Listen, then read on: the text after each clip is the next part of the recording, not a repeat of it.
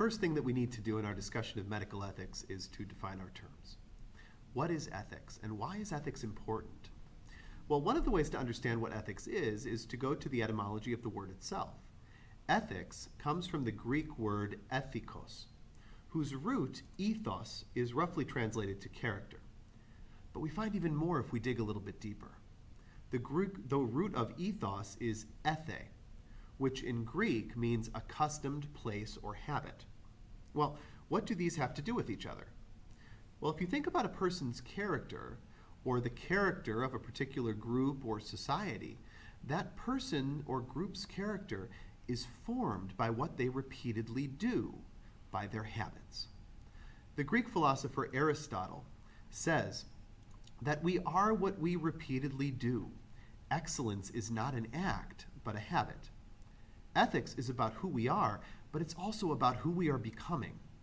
Because with every moral choice that we make, we are creating moral habits. We are always in that process of becoming, with every moral choice, the people that we will eventually be. So ethics is asking us some very, very important questions. Both, what should we do and how ought we to act in a given situation? And also, who should we be as persons?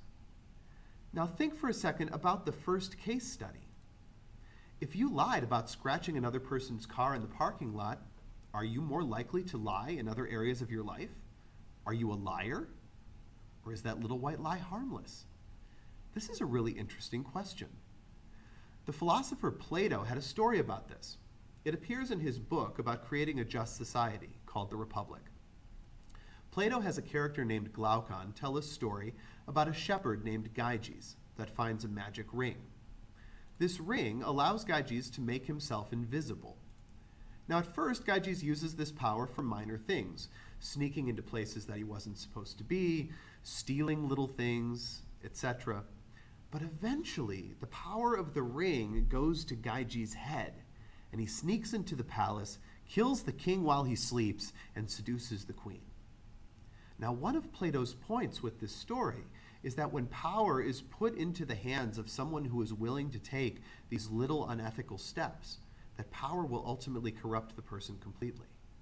Gyges becomes a thief and a murderer because he acted like one, and things spiral out of control. What he does ends up influencing what he becomes. So, how do we create an ethic in our own lives that will keep this kind of thing from happening, that will help us to be good people, to make good moral choices?